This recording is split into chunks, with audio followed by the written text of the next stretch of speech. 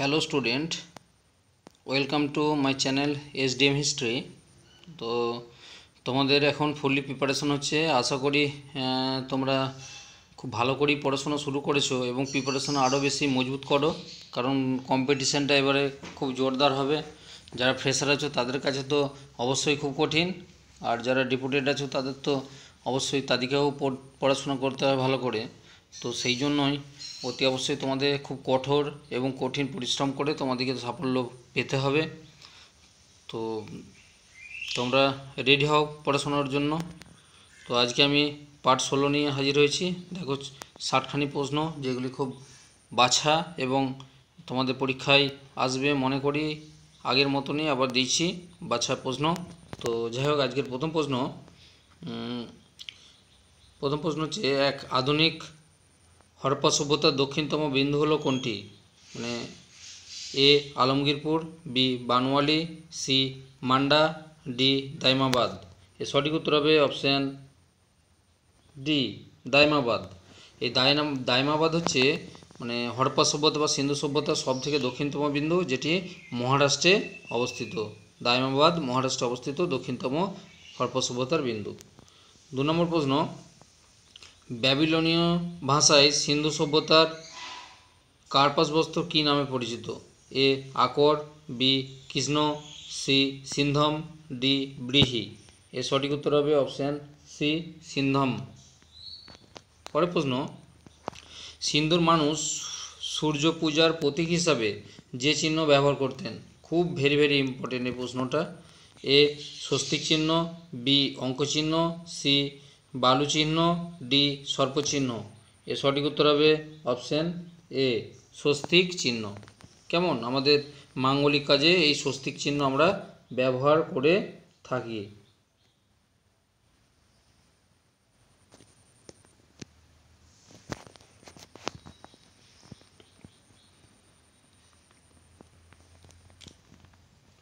পরের প্রশ্ন 4 নম্বর, হরিগুপিয় যুদ্ধে হরপ্পা সভ্যতা ধ্বংসের প্রধান কারণ বলে অনেক ঐতিহাসিক মনে করেন।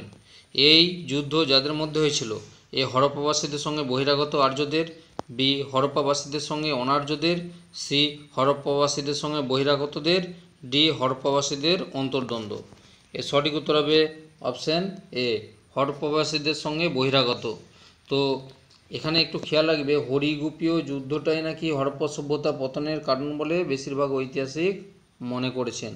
তো এই হরিগুপিয় অর্থাৎ হরপ্পাবাসীদের সঙ্গে বহিরাগত আর্য জাতির মধ্যে যুদ্ধ হয়েছিল, বেশিরভাগ ঐতিহাসিক স্বীকার করে নিয়েছেন। এবং দেখা গেছে কি, এই হরিগোপীয় যুদ্ধের যে ক্ষেত্র বা স্থলটায় বা যেখানে যুদ্ধটা হয়েছিল, সেখানে পেছন দিক থেকে লোহার অস্ত্র দিয়ে তাদের মাথার খুলিতে আঘাতের চিহ্ন পাওয়া গেছে। এ থেকেই অনুমান করা হয় যে হরপ্পাবাসীর মানুষেরা তখনও লোহার আবিষ্কার বা লোহার ব্যবহার জানতো না, যখন সেখানে দেখা গেছে কি না এই আর্যরা অস্ত্রশস্ত্র লোহা দিয়ে তৈরি করে যুদ্ধের কৌশল আবিষ্কার করে ফেলেছিল আর কি তখন। পরের প্রশ্ন, আর্য শব্দটির আসল অর্থ হলো? আর্য কথার অর্থ একটু পরে আসছি। আর্য শব্দটির আসল অর্থ হলো এ খাবার তৈরি করা, বি পশু শিকার করা, সি চাষবাস করা, ডি হত্যাকাণ্ড ও লুণ্ঠন করা। তো এর সঠিক উত্তর হবে অপশান সি চাষবাস করা। অ্যাকচুয়ালি আমরা জানি আর্য কথার অর্থ হচ্ছে সৎ বংশজাত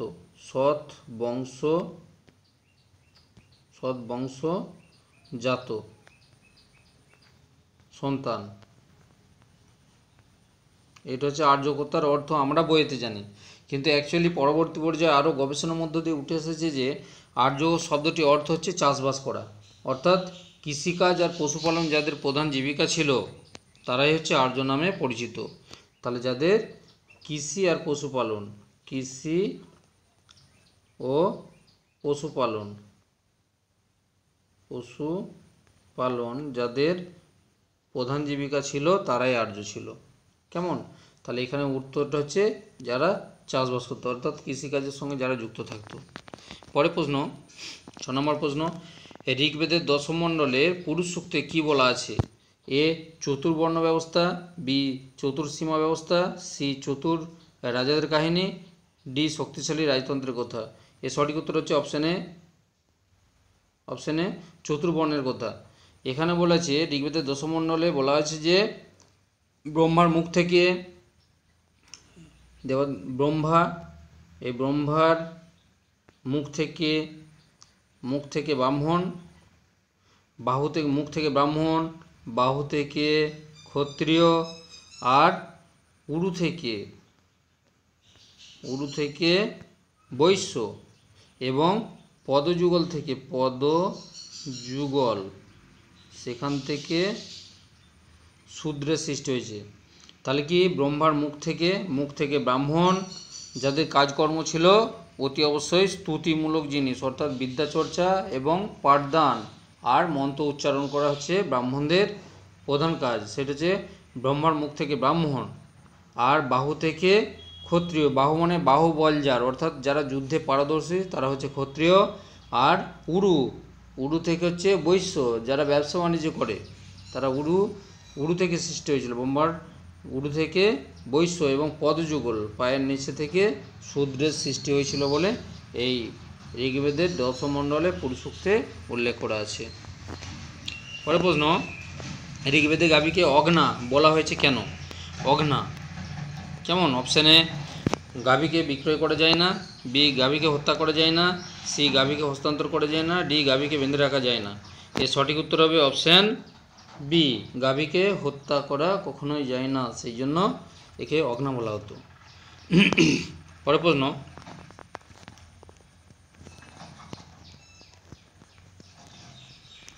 প্রতিলোম বিবাহে অর্থাৎ ব্রাহ্মণ কন্যার সঙ্গে শূদ্র পাত্রের বিবাহের ফলে তাদের যে সন্তান হতো তাকে কি বলা হতো? খুব কঠিন প্রশ্ন। এ চণ্ডাল, বি বণিক, সি ব্যাদ, ডি শৈলুষ। এর সঠিক উত্তর হবে অপশান এ চণ্ডাল। অনুলোম বিবাহ আর প্রতিবিলোম বিবাহ সম্পর্কে আমি আগেই বলেছি, তবু আরেকবার বলে দিচ্ছি। প্রতিলোম বিবাহ কি না, যে বিবাহেতে উচ্চ বর্ণের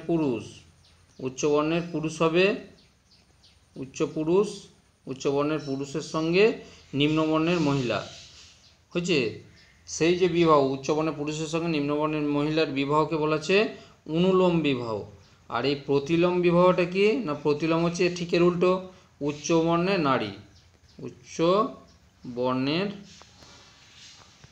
নারীর সঙ্গে, অর্থাৎ উচ্চবর্ণের মহিলার সঙ্গে নিম্নবর্ণের পুরুষের যে বিবাহ তাকে প্রতিলোম বিবাহ বলা হতো, এবং তাদের সন্তানকে বলা হতো কি না, তাদের সন্তানকে বলা হতো অতি অবশ্যই চণ্ডাল।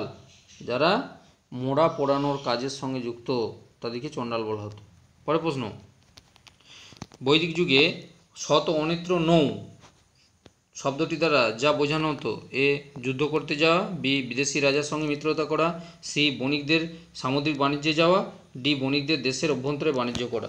এর সঠিক উত্তর হবে অপশান সি, বণিকদের সামুদ্রিক বাণিজ্যে যাওয়া। অর্থাৎ বিদেশে তারা যে বাণিজ্যে যেত তার যে তথ্য সেটা হচ্ছে শত অনিত্র নৌ বলে কথাটির মধ্য দিয়ে পাওয়া যায়। পরের প্রশ্ন, বৈদিক যুগে শত্রু গতিবিধির সংবাদ আনয়নকারী এবং রাজাকে গোপনে তা জানানোর জন্য যারা কাজ করত তাদের বলা হতো, অর্থাৎ স্পাইয়ের কাজ, গোয়েন্দা যেটা। এ সেনানী, বি গ্রামণী, সি দুধ, ডি স্পর্শ। এর সঠিক উত্তর হচ্ছে অপশান ডি স্পর্শ বা স্পর্শ বলা হতো। পরের প্রশ্ন, বৈদিক যুগে অপরাধীকে ধরা ও শাস্তিদানের কাজ যারা করতেন তাদের বলা হতো? এ উগ্র কাপুলি, বি গ্রামবাদীন, সি বজ্রপতি, ডি ভাগসুক। এর সঠিক উত্তর হচ্ছে অপশান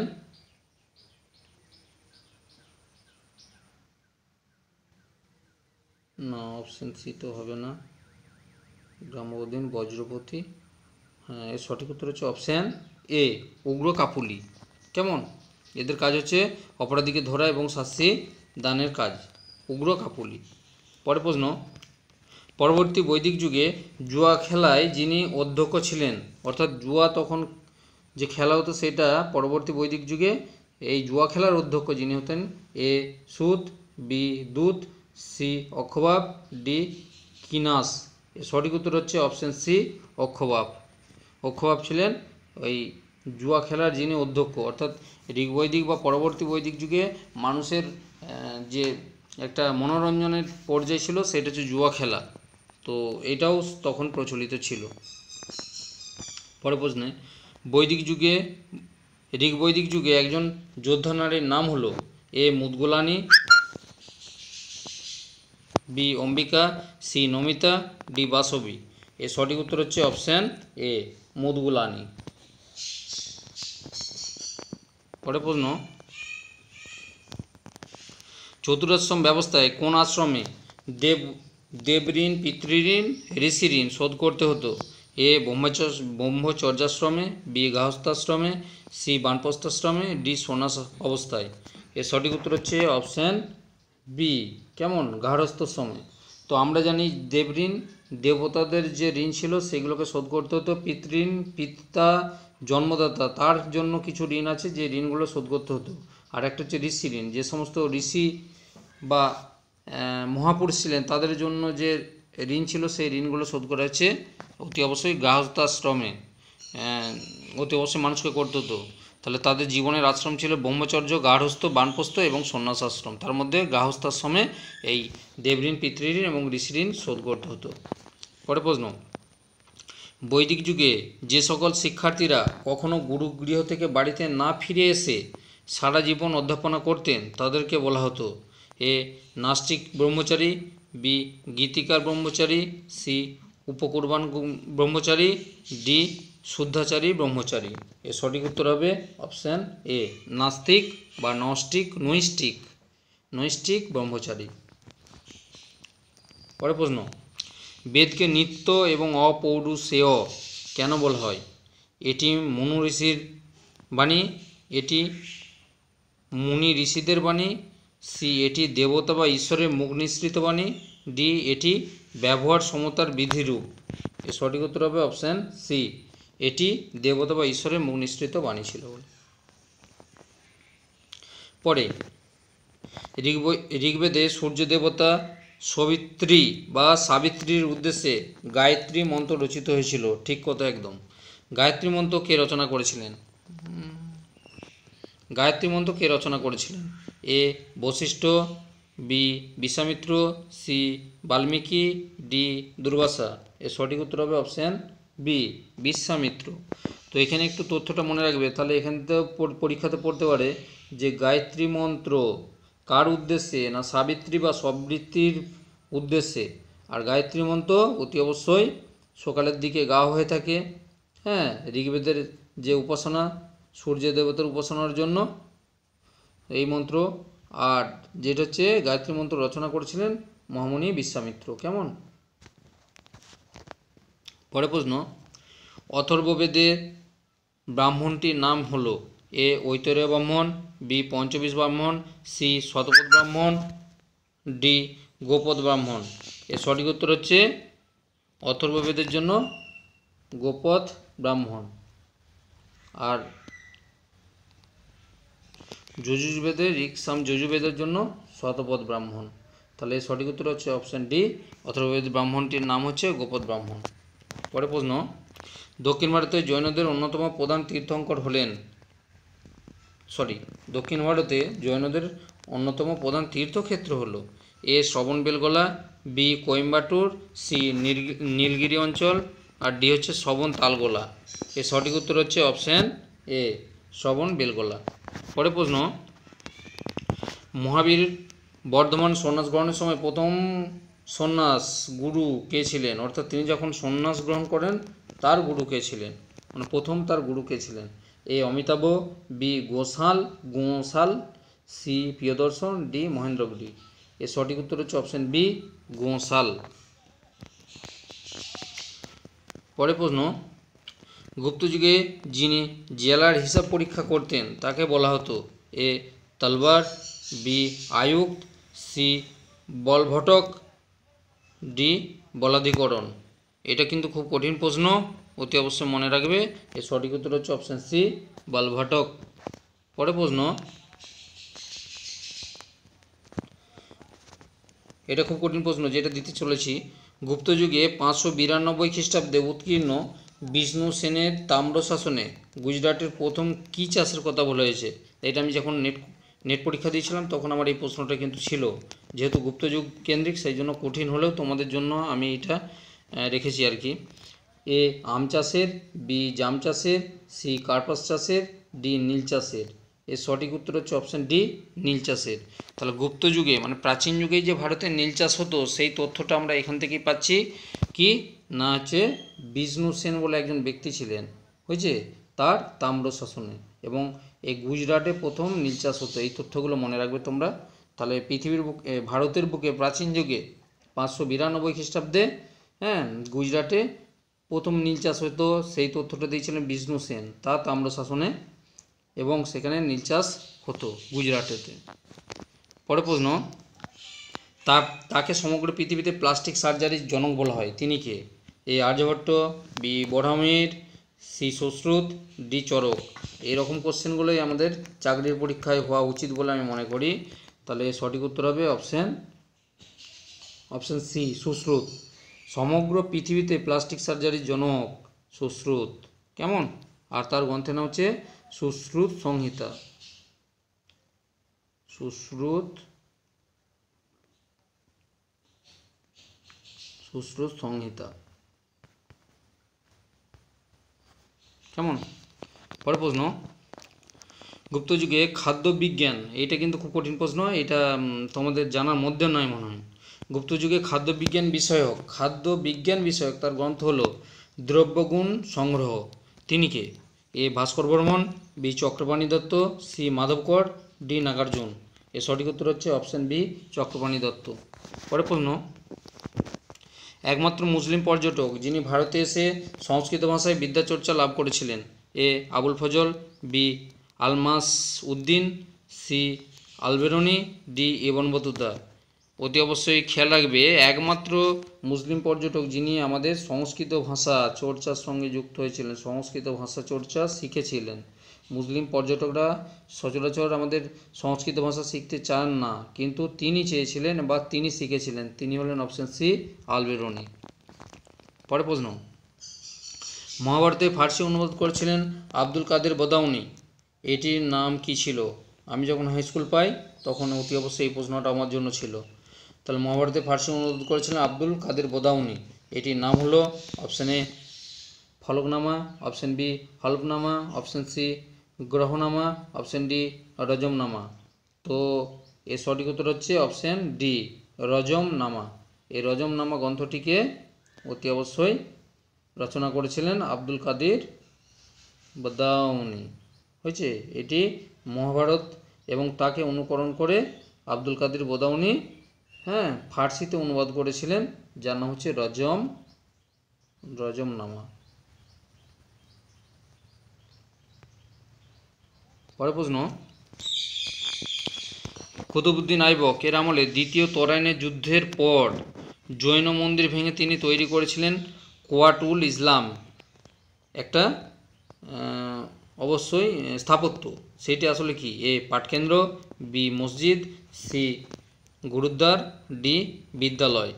তো কোটায়াল-উল ইসলাম এইটি হচ্ছে আসলে একটি অতি অবশ্যই মসজিদ বানিয়েছিলেন, যেটি ছিল আসলে একটি জৈন মন্দির, এবং এই মন্দিরটির ভেঙে মসজিদ তৈরি হয়েছিল,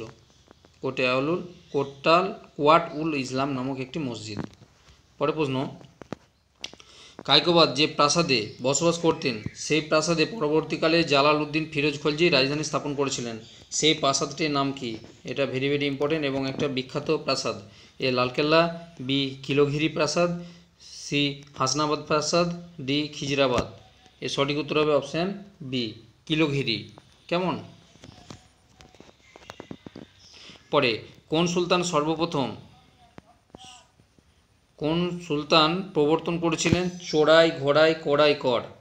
এ Alauddin Khalji, B Firoz Shah Tughlaq, C Mohammad bin Tughlaq, D Ibrahim Lodi. এর সঠিক উত্তর হচ্ছে অপশান এ আলাউদ্দিন খলজি। চোরাই হচ্ছে যেখানে গোচারণ করা হবে, হয়েছে, গোচারণের জন্য যে কর নেওয়া হতো তাকে বলা হচ্ছে চোরাই। তাহলে ঘোড়াই কি না, ঘোড়াই হচ্ছে বাসস্থানের জন্য, ঘরের জন্য ঘোড়াই, হয়েছে। তাহলে চোরাই হচ্ছে গোচারণ,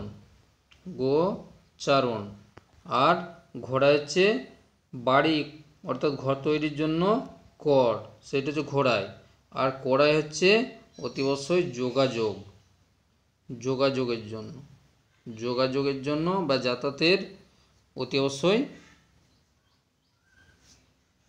যে কর দিতে হতো, অর্থাৎ এক স্থান থেকে অন্য স্থানে যেতে গেলে বা পথ কর হিসাবে যেটা বলতে পারি সেটা হচ্ছে কড়াই নামে পরিচিত ছিল। এগুলো সবই করেছিলেন আলাউদ্দিন খলজি। পরে প্রশ্ন, আলাউদ্দিন খলজির মৃত্যুর পর তার বিধবা পত্নী ঝাট্টপালি, এই ঝাট্টপালি কে ছিলেন একটু জেনে নাও। যিনি ছিলেন দেবগিরির রাজা রামচন্দ্র দেবের কন্যা, হচ্ছে তার নাবালক পুত্র শিহাবুদ্দিন ওমর এর অভিভাবক হয়েছিলেন কে? Option A Omar Malik Omar, option B Ferdous Malik, option C Malik Kafur, option D Malik Muhammad Jaisi. এর সঠিক উত্তর হবে অপশান সি মালিক কাফুর। তো আলাউদ্দিন খলজির মৃত্যু অবস্থায় তিনি কি করেছিলেন, অর্থাৎ মালিক কাফুর এই ঝাট্টপালিকে বিবাহ করেছিলেন। হয়েছে, আলাউদ্দিন খলজির যে পত্নী মানে হিন্দু রানী অর্থাৎ দেবগিরির রাজা রামচন্দ্রের যে মেয়ে কন্যা, তাকে অর্থাৎ ঝাট্টপালিকে বিবাহ করেছিলেন। করার পর তাদের যে নাবালক পুত্র অর্থাৎ নাম হচ্ছে শিহাবুদ্দিন, সেই শিহাবুদ্দিনের অভিভাবক হিসাবে মালিক কাফুর অতি অবশ্যই অভিভাবক হয়ে দেশ শাসন মানে নাবালক পুত্রের বকলমে সে দেশ শাসন করতেন। বুঝছে, তো শেষের দিকটায় মালিক কাফুর মানে প্রচুর ক্ষমতার অধিকারী হয়েছিলেন আলাউদ্দিন খলজির মৃত্যুর পর। পরে প্রশ্ন, সুলতান মোহাম্মদ বিন তুগলকের নতুন ধরনের স্বর্ণমুদ্রার প্রবর্তন করেছিলেন, একটা নতুন ধরনের স্বর্ণমুদ্রা, তার নাম হলো এ টঙ্কা, বি দিনার, সি জিতল, ডি আশরাফি। এর সঠিক উত্তর হচ্ছে অপশান বি দিনার। পরে প্রশ্ন, এটা একটা কঠিন প্রশ্ন, ব্যাখ্যা করা আছে, তোমরা দেখো। কোন সুলতানি শাসক সর্বপ্রকার কর ব্যবস্থা বন্ধ করে দিয়ে কোরআন প্রবর্তিত খরাজ, খামোশ, জাকাত, জিজিয়া এই 4 প্রকার কর প্রবর্তন করেছিলেন? A Ghiyasuddin Balban, B Iltutmish, C Firoz Shah Tughlaq, D Alauddin Khalji. তো এর সঠিক উত্তর হবে অপশান অতি অবশ্যই সি ফিরোজ শাহ তুগলক বা ফিরোজ তুগলক। তো ইনি কি করেছিলেন, এই 4 প্রকার যে করের কথা বলা হচ্ছে, এই যে 4 প্রকার তোমরা কর দেখছো কোরআন প্রবর্তিত, সেই 4 প্রকার কর হচ্ছে, আমি একটু ব্যাখ্যা করে দিই। একটা হচ্ছে খরাজ, খরাজ হচ্ছে অতি অবশ্যই উৎপন্ন ফসল থেকে আদায়, ফসল থেকে নেওয়া তো খরাজ। খামোশ, খামোশ হচ্ছে সুলতানি রাজারা যখন যুদ্ধে যেতেন সেই লুণ্ঠিত কর, লুণ্ঠিত অর্থ, কেমন লুণ্ঠিত অর্থ ছিল খামোশ। এই লুণ্ঠিত অর্থ রাজস্ব হিসাবে প্রায় তুমি 17 থেকে 19% আদায় করা হতো, বুঝছে খামোশ। জাকাত, ধনী মুসলিমদের কাছ থেকে আদায় করা হতো, ধনী মুসলিমদের কাছ থেকে, হ্যাঁ, দরিদ্রদের জন্য বা ধর্মের জন্য ধনী মুসলিমদের কাছ থেকে এই জাকাত আদায় করা হতো, হ্যাঁ। আর জিজিয়া মানে অমুসলিম, যারা অমুসলিম অর্থাৎ হিন্দু, তারপর খ্রিস্টান, বৌদ্ধ, বৈষ্ণব, এই সমস্ত যারা মুসলিম নয় অর্থাৎ অমুসলিম, তাদের কাছ থেকে আদায় করা হতো জিজিয়া কর, ধর্মীয় কর হিসাবে জিজিয়া আদায় করা হতো। হয়েছে, পরে প্রশ্ন, সুলতান ফিরোজ শাহ তুগলকের শেষ সামরিক অভিযান কোনটি ছিল? তো option A Katihar, option B Bundelkhand, option C Bahmani রাজ্য, অপশান ডি সোনারগাঁও। এর সঠিক উত্তর হবে অপশান এ কাটিহার। পরে প্রশ্ন, তারিক-ই মোবারক শাহী নামক গ্রন্থ থেকে জানতে পারি যে খিজির খাঁ হজরত মোহাম্মদের বংশধর ছিলেন, তাই তার প্রবর্তিত রাজবংশের নাম হলো এ লোদি বংশ, বি সঙ্গম বংশ, সি সৈয়দ বংশ, ডি ইলবাড়ি তুর্কি বংশ। এর সঠিক উত্তর হচ্ছে অপশান সি সৈয়দ বংশ। এখানটা অনেকগুলো তথ্য আছে, দেখো। তথ্যটা হচ্ছে খিজির খাঁ লোকটি আসলে হজরত মোহাম্মদের বংশধর ছিলেন, এটা একটা তথ্য। আর যে গ্রন্থ থেকে যে এই তথ্যটা জানতে পারি তার নাম হচ্ছে তারিক-ই মোবারক শাহী নামক গ্রন্থ, হ্যাঁ। সেখানে বলা হয়েছে যে খিজির খাঁ ছিলেন হজরত মোহাম্মদের বংশধর, সেই জন্য তিনি তার বংশের নাম দিয়েছিলেন সৈয়দ বংশ। পরে প্রশ্ন, সিকান্দার লোদি কোন ছদ্মনামে ফরাসি কবিতা প্রকাশ করতেন বা ফরাসি কবিতা লিখতেন? এ গুরুমুখ, বি গুলাব সিং, সি গুলাম সিং, ডি গুলরুখ। হয়েছে, এর সঠিক উত্তর হচ্ছে অপশান ডি গুলরুখ বা লাল গোলাপ। এই ছদ্মনামে তিনি লিখতেন ফার্সি কবিতাগুলি। পরের প্রশ্ন, বিজয়নগরের কোন রাজা বেদমার্গ প্রতিষ্ঠাপক? খুব কঠিন প্রশ্ন। বিজয়নগরের যে রাজা বেদমার্গ প্রতিষ্ঠাপক উপাধি নিয়েছিলেন? এ দ্বিতীয় বুক্ক, বি প্রথম বুক্ক, সি দ্বিতীয় দেবরায়, ডি প্রথম হরিহর। এর সঠিক উত্তর হচ্ছে অপশান বি প্রথম বুক্ক। পরের প্রশ্ন,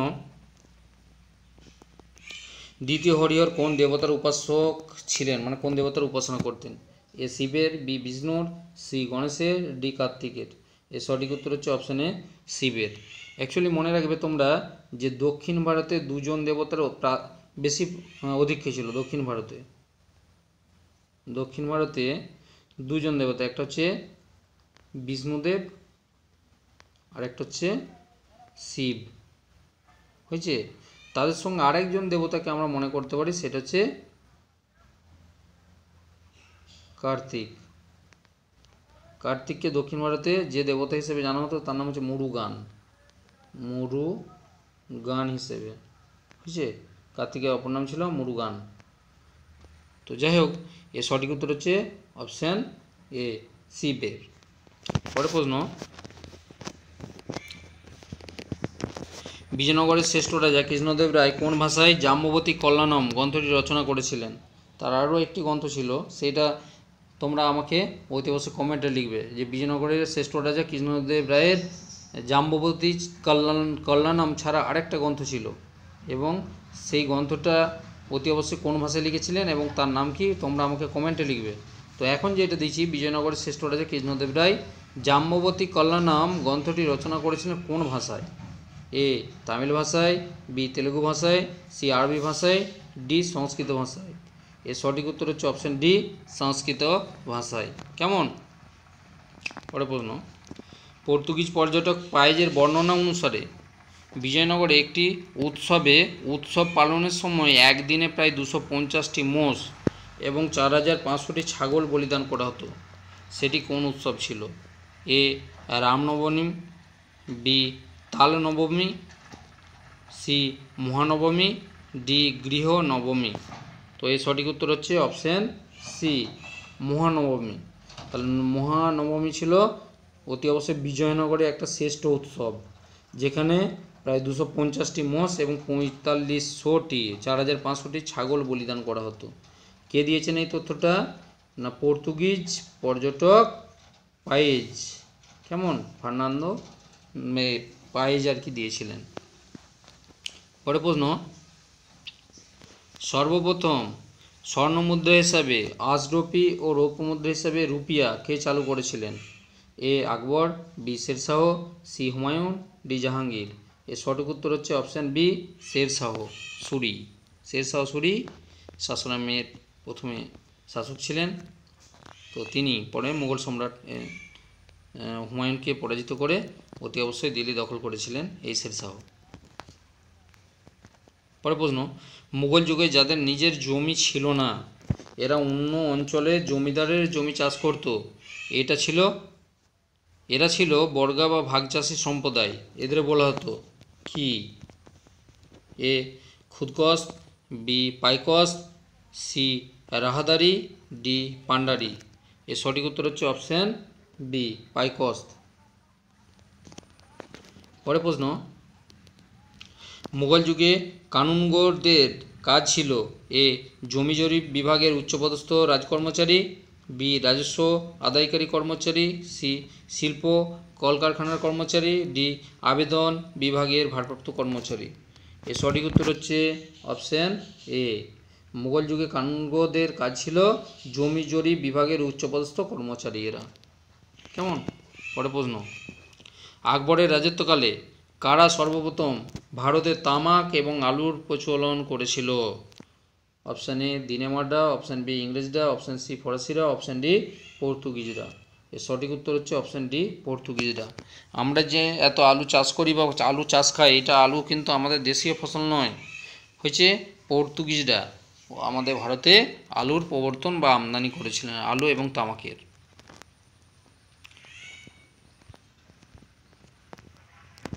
পরে প্রশ্ন, ব্রিটিশ অর্থনীতিবিদ অ্যাডাম স্মিথ 1776 খ্রিস্টাব্দে তার ওয়েলথ অফ নেশনস নামক একটি গ্রন্থ রচনা করেছিলেন। কথাটা ঠিক?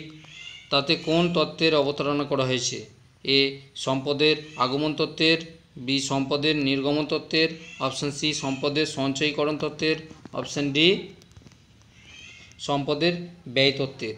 এর সঠিক উত্তর হচ্ছে অপশান বি সম্পদের বহির্গমন তত্ত্বের, অর্থাৎ ভারত থেকে ভারতের সম্পদ ভারতের বাইরে চলে যেতে বলে। তাহলে অ্যাডাম স্মিথ এর একটা বিখ্যাত গ্রন্থ হচ্ছে ওয়েলথ অফ নেশনস, পরীক্ষায় পড়তে পারে।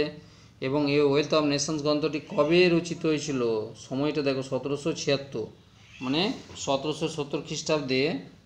1770-এ কী হচ্ছে গা, যেটা হচ্ছে 76-এর মন্বন্তর, বাংলার বুকে একটা দুর্ভিক্ষ, এবং এটা বাংলাতে 1176 বঙ্গাব্দে হয়েছিল, তার জন্যই 76-এর মন্বন্তর বলা হয়। 1176 বঙ্গাব্দে এবং ইংরেজিতে 1770 খ্রিস্টাব্দে হয়েছিল। সেই ঘটনাকে কেন্দ্র করে ভারতে যে অর্থনীতি ইংল্যান্ডে চলে যেত বা বিদেশে চলে যেত, যার ফলে কী হতো, ভারতের অর্থনীতি একটা কী বলবো হ্রাস হয়েছিল, এবং মানুষ না খেতে পেয়ে একটা প্রাকৃতিক দুর্যোগ এবং মানুষের না খেতে পাওয়ার জন্য তখন মন্বন্তর বা দুর্ভিক্ষ দেখা দিয়েছিল। এবং তার পরবর্তী ক্ষেত্রে আমাদের দাদাভাই Naoroji poverty and un-British rule India গ্রন্থটি এবং এই ব্রিটিশ অর্থনীতিবিদ ওয়েলথ অফ নেশনস অর্থাৎ অ্যাডাম স্মিথ তার গ্রন্থে অবতারণা করেছিলেন। এবং তার প্রত্যুত্তর হিসেবে আমাদের poverty and un-British rule in India দাদাভাই নৌরোজি তার গ্রন্থেতেও দেখিয়েছিলেন। পরে 1882 খ্রিস্টাব্দে সপ্তম আইন জারি করে ভারতের উত্তর পশ্চিম দিকে মহলারি বন্দোবস্ত প্রচলন করেছিলেন কে? A lord Cornwallis, B lord Wellesley, C Holt Mackenzie, D lord Bentinck. এর সঠিক উত্তর হবে অপশান সি হোল্ড ম্যাকেঞ্জি। পরে প্রশ্ন, বাংলার নবাব মীর কাসিম শেঠ পরিবারের প্রতিদ্বন্দ্বী হিসেবে কোন পরিবারকে বাংলাদেশে প্রতিষ্ঠিত করেছিলেন? অপশান এ অজয় দাসের পরিবারকে, অপশান বি বুলাকি দাসের পরিবারকে, অপশান সি হারদন দাসের পরিবারকে, অপশান ডি উমিচাঁদ শেঠের পরিবারকে। এর সঠিক উত্তর হচ্ছে অপশান বি বুলাকি দাসের পরিবারকে। তাহলে বাংলাতে যে শেঠ পরিবার ছিলেন, শেঠ পরিবার, তার প্রতিদ্বন্দ্বী হিসেবে বাংলাদেশে কে করেছিলেন না মীর কাসিম। কাকে? না বুলাকি দাসের পরিবারকে এখানে বাংলাতে কর্তৃত্ব করতে দিয়েছিলেন, অর্থাৎ অতি অবশ্যই শেঠ পরিবারের প্রতিদ্বন্দ্বী হিসেবে ছিল এই বুলাকি দাসের পরিবার। পরে প্রশ্ন, 1864 খ্রিস্টাব্দে ব্রিটিশ সরকার বন বিভাগ গঠন করেন। জার্মান বনাঞ্চল বিশারদ হিসাবে কাকে প্রথম বন বিভাগের ইন্সপেক্টর জেনারেল নিয়োগ করেছিলেন? খুব কঠিন প্রশ্ন এটা। জন ক্লাসেরারকে, বি জন ক্যাথলিককে, সি জন গুইজারকে, ডি ডেট্রিক ব্র্যান্ডিসকে। এর সঠিক উত্তর হচ্ছে অপশান ডি ডেট্রিক ব্র্যান্ডিস। জার্মান, ইনি ছিলেন একজন জার্মান বনাঞ্চল বিশারদ।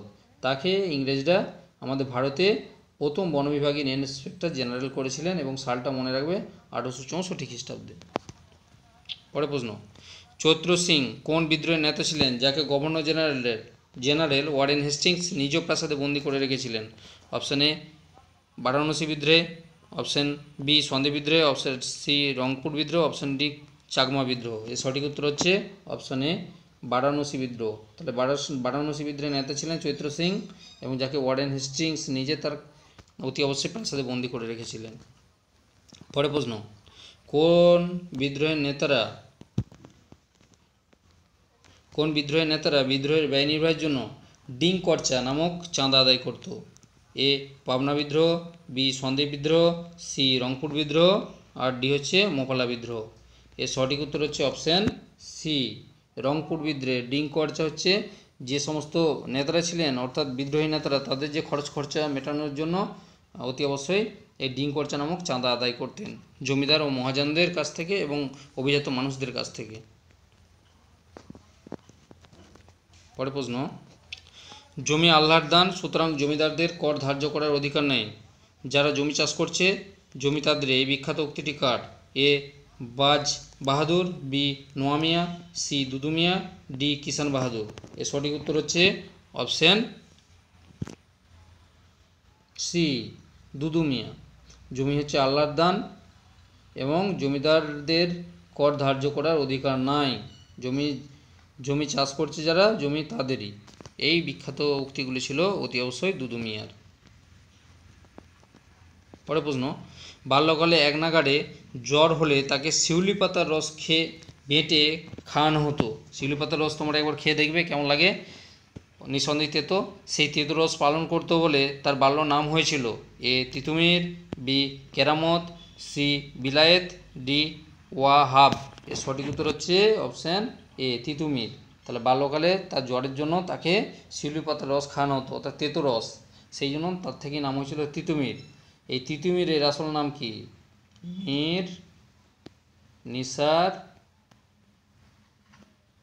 আলী। ইনি কোন বিদ্রোহ করেছিলেন? বারাসাত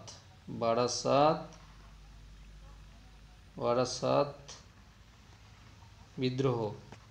আর তিনি একটা বিখ্যাত জিনিস নির্মাণ করেছিলেন, তার নাম হচ্ছে বাঁশের কেল্লা। আর তিনি কাদের বিরুদ্ধে বিদ্রোহ করেছিলেন? জমিদার নিরকল আর মহাজনদের বিরুদ্ধে। কেমন? পরে প্রশ্ন, ভারতে নিযুক্ত হবে এমন ব্রিটিশ সিভিলিয়নদের ইংল্যান্ডে ভারতীয় ভাষা, সংস্কৃতি, কৃষ্টি, রীতিনীতি, জলবায়ু, আইন শিক্ষাদানের জন্য যে কলেজ গড়ে উঠেছিল তার নাম হলো এ বোস্টন, বোওয়ার্ড, B Humboldt, Oxford, C Haileybury, Addiscombe, D Normandy আর টরেন্টো। তো ভারতে নিযুক্ত হবে এমন ব্রিটিশ সিভিলিয়নদের ইংল্যান্ডে ভারতীয় ভাষা, সংস্কৃতি, কৃষ্টি, রীতিনীতি, জলবায়ু, আইন শিক্ষার জন্য যে স্কুল বা কলেজ গড়ে উঠেছিল তার নাম হচ্ছে অপশান সি হেলবেরি ও এডিস। কেমন? হেলবেরি এবং এডিস কোর্স। এখানেতে যারা ভারতে আসবে ইংরেজ সিভিলিয়ন, তাদের ভারতীয় ভাষা, খাদ্যাভ্যাস সম্পর্কিত জানতে হতো। এবং যদিও ভারতে সেই সময় 1700 খ্রিস্টাব্দে 1700 নয়,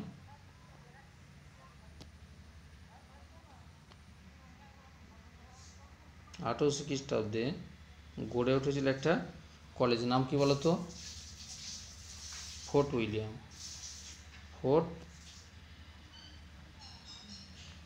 উইলিয়াম। ওই একই উদ্দেশ্যে।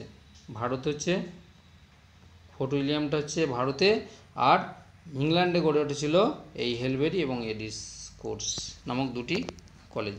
এবং এখানেতেই আইসিএস বা ভারতীয় সিভিল সার্ভিস পরীক্ষা এই জায়গাগুলোতে হতো, হেলবেরি এবং এডিস কোর্স। পরে, জাতীয় সাবান কারখানা কে প্রতিষ্ঠা করেন? এ নীলরতন সরকার, বি প্রফুল্লচন্দ্র রায়, সি জগদীশচন্দ্র বসু, ডি লালমোহন সরকার। এর সঠিক উত্তর হচ্ছে অপশান এ হবে। নীলরতন সরকার জাতীয় সাবান কারখানা গড়ে তুলেছিলেন। পরে প্রশ্ন, রোম, বার্লিন, টোকিও অক্ষশক্তি কবে এই চুক্তি সম্পাদন করেছিল? এ 1936 খ্রিস্টাব্দে, বি 1939 খ্রিস্টাব্দে, সি 1938 খ্রিস্টাব্দে, ডি 1937 খ্রিস্টাব্দে। অপশান হচ্ছে সঠিক উত্তর ডি। রোম হচ্ছে ইটালির রাজধানী, বার্লিন জার্মানির, টোকিও জাপানের। তাহলে জার্মানি,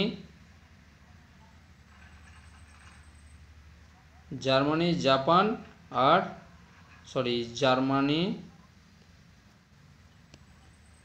জাপান আর ইটালির মধ্যে গড়ে উঠেছিল রোম, বার্লিন, টোকিও অক্ষশক্তি। কবে? না 1939 খ্রিস্টাব্দে। অপশান হচ্ছে 1937 খ্রিস্টাব্দে।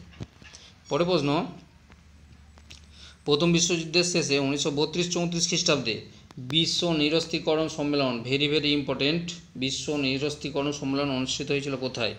এ সুইজারল্যান্ডের জেনেভাতে, বি অস্ট্রিয়ার ভিয়েনাতে, সি রাশিয়ার ওয়ারশোতে, ডি ইংল্যান্ডের লন্ডনে। এর সঠিক উত্তর হচ্ছে অপশান এ সুইজারল্যান্ডের জেনেভাতে। নিরস্ত্রীকরণ অর্থাৎ প্রথম বিশ্বযুদ্ধের শেষে যে সমস্ত শক্তিধর দেশ তাদের অস্ত্র কমাতে হবে, নিরস্ত্র করতে হবে, সেই জন্যই নিরস্ত্রীকরণ সম্মেলনটা 1932-34 খ্রিস্টাব্দে হয়েছিল। কোথায়? না সুইজারল্যান্ডের জেনেভা শহরে। পরে প্রশ্ন, তোষণ নীতির প্রবক্তা হলেন ব্রিটিশ প্রধানমন্ত্রী নেভিল চেম্বারলেন ও ফরাসি প্রধানমন্ত্রী এডওয়ার্ড দালাদিয়ের। তারা কাদের প্রতি তোষণ নীতি নিয়েছিলেন? এ জার্মানি, ইতালি, জাপানের প্রতি, বি ইংল্যান্ড, ফ্রান্স, রাশিয়ার প্রতি, সি হল্যান্ড, স্কটল্যান্ড, নেদারল্যান্ডের প্রতি, ডি ডেনমার্ক, সেক্সনি, পোল্যান্ডের প্রতি। এর সঠিক উত্তর হচ্ছে জার্মানি, জাপান এবং ইতালির প্রতি। তাহলে কে কে তোষণ নীতি প্রবর্তন করেছিলেন? না ব্রিটিশ প্রধানমন্ত্রী চেম্বারলেন আর ফরাসি প্রধানমন্ত্রী দালাদিয়ের। বুঝছে? তারা তোষণ করেছিল বা তোষণ নীতি গ্রহণ করেছিলেন যাদের প্রতি, অর্থাৎ জার্মানি, ইতালি ও জাপানের প্রতি। পরে প্রশ্ন, সোভিয়েতের পররাষ্ট্রমন্ত্রী মলটোভ ও জার্মান পররাষ্ট্রমন্ত্রী রিবেনট্রপ রুশ জার্মান অনাক্রমণ চুক্তি কবে স্বাক্ষর করেছিল? Option A 23 August 1939, B 13 August 1939, C 17 August 1939, D 21 August 1939। এর সঠিক উত্তর হবে অতি অবশ্যই অপশান এ 23 আগস্ট 1939 খ্রিস্টাব্দে। তাহলে যে অনাক্রমণ চুক্তিটা হয়েছিল সেটা হচ্ছে সোভিয়েত পররাষ্ট্রমন্ত্রী মলটোভের মধ্যে আর জার্মান পররাষ্ট্রমন্ত্রী রিবেনট্রপের মধ্যে। কেমন? পরে প্রশ্ন, দ্বিতীয় বিশ্বযুদ্ধের কারণ কি? এ অপমানজনক ভার্সাই সন্ধির বিরুদ্ধে জার্মানির প্রতিশোধ স্পৃহা, বি নাৎসি দলের জঙ্গি মনোভাবাপন্ন নীতি এবং 1939 খ্রিস্টাব্দে 1 সেপ্টেম্বর জার্মানির পোল্যান্ড আক্রমণ, অপশন সি ইঙ্গো ফরাসি তোষণ নীতির ব্যর্থতা ও লিগ অব নেশনের যৌথ নিরাপত্তা ব্যবস্থার ব্যর্থতা, ডি উপরের সবকটি সত্য। সঠিক উত্তর হচ্ছে অপশান ডি উপরের সবকটি সত্য। পরে প্রশ্ন, একটু কঠিন দিচ্ছে এগুলো যাতে তোমরা মনে রাখো। ভবিষ্যতে জার্মানির আক্রমণ প্রতিহত করার জন্য ফ্রান্স দ্বিতীয় বিশ্বযুদ্ধে 1939 খ্রিস্টাব্দের আগে তার উত্তর পূর্ব সীমান্ত বরাবর ভারী অস্ত্রসজ্জিত একটি রক্ষা প্রাচীর গড়ে তুলেছিলেন। একে বলা হতো A red line, B halt line, C Maginot line, D Durand line. এর সঠিক উত্তর হবে অপশান সি ম্যাজিনো লাইন। তাহলে ম্যাজিনো লাইন কে করেছিল? না অতি অবশ্যই ফ্রান্স করেছিল। দ্বিতীয় বিশ্বযুদ্ধের প্রাক্কালে উত্তর পশ্চিম সীমান্তে যাতে জার্মানি আক্রমণ করে তার প্রতিহত করতে পারে, এই জন্যই গড়ে তুলেছিল ম্যাজিনো লাইন। তাহলে ফ্রান্স করেছিল ম্যাজিনো লাইন। পরে প্রশ্ন এবং লাস্ট প্রশ্ন, 1940 খ্রিস্টাব্দে আগস্ট মাসে হিটলার অপারেশন সি লায়ন নামে একটি সামরিক অভিযান যে দেশের বিরুদ্ধে প্রেরণ করেছিলেন? Option A England, option B France, option C Russia, option D America. এর সঠিক উত্তর হবে অপশান এ ইংল্যান্ডের বিরুদ্ধে অপারেশন সি লায়ন কে করেছিলেন? হিটলার মানে জার্মানি। কার বিরুদ্ধে? ইংল্যান্ডের বিরুদ্ধে। তো আশা করি তোমাদের ভালো লাগছে। আজকে এই পর্যন্ত। প্রত্যেককে ধন্যবাদ। অতি অবশ্যই তোমরা দেখতে থাকো, আর যারা নতুন আছো অতি অবশ্যই আমার চ্যানেলটাকে সাবস্ক্রাইব করে তোমাদের বন্ধুদের মধ্যে বেশি করে শেয়ার করো যাতে তারাও তাদের উপকৃত হয়ে থাকে। তো আমি এবারে একটু কঠিনের দিকে যাব, কারণ নবম দশম অতি অবশ্যই তোমরা সহজ এবং কঠিন পাচ্ছ, এবং একাদশ দ্বাদশের জন্য আরেকটু কঠিন হলে তাদের পক্ষে আরও উপযোগী হবে। আর কোশ্চেনের কোয়ালিটি অনেক দেখছি ছাত্ররা বেশিরভাগটাই লিখছে যে স্যার খুবই উত্তম, খুবই সুন্দর। অতি অবশ্যই তোমাদের ভালো যেন আমি করতে পারি সেই আশীর্বাদ তোমরা করো আমায়। ওকে, আজ এই পর্যন্তই।